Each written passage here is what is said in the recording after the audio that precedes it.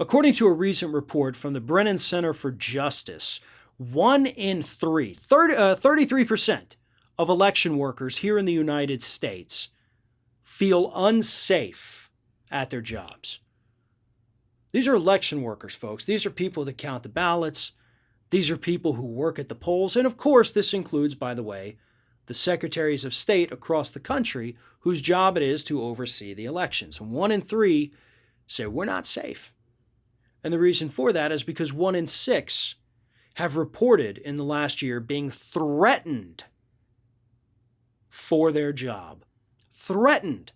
Threats of violence, threats of death against these individuals that are just doing their best to make sure we get to keep voting.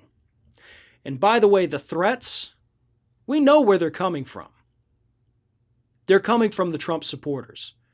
And they're going to continue coming from the Trump supporters, and we know that because we're still getting reports of them coming from Trump supporters because these election workers aren't overturning the election for him. Because that's not something that they can do because there's no evidence to suggest it, and of course there's no actual laws in place that would even allow them to do that. But what's happening here isn't right. I mean, we even have Brad Raffensperger and his wife. You know, Raffensperger, by the way, is the Republican Secretary of State for Georgia, who refused to overturn the state's election results. And Donald Trump's attempted coercion of him is, based on the phone call, is being investigated. So Trump could face criminal charges in the state of Georgia over that. But Raffensperger and his wife have both reported getting death threats from crazed Trump supporters, even though Raffensperger was fully behind Georgia's oppressive voting bill.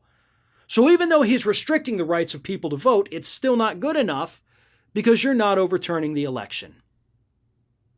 And those threats, again, are coming from Trump supporters. Because these people are so delusional that they think anyone involved with counting a vote, being a poll worker, being a Secretary of State, they think it's all some big conspiracy against their guy because they refuse to look at reality and realize more people just voted for the other guy. Donald Trump never even achieved a polling aggregate of 50% approval rating. Never, not once in his entire administration. So his electoral loss in 2020 should not have come as a surprise to anyone. Not to mention the bungling of the pandemic, in the 9 months prior to the election. Yeah, the guy was toast before that election even happened. And sure, he performed well, technically more votes than any Republican ever, but it wasn't good enough because people were sick of him. They were sick of his policies, sick of his attitude, sick of his personality, just sick of him in general. And so they went to Biden. That is not the fault of poll workers. That is not the fault of election workers. It's not the fault of secretaries of state, whether they're Republican or Democrat. It's because the public rejected Donald Trump, but his supporters will never get that through their heads, especially as long as Donald Trump is out there spreading that big lie. Trump is the catalyst. The catalyst that judges are warning is still out there, causing people, or could cause people, to be violent. The FBI says the same thing. Everyone who's looking at this says these people could become violent, and the poll workers, unfortunately, appear to be their big target. And that's insane.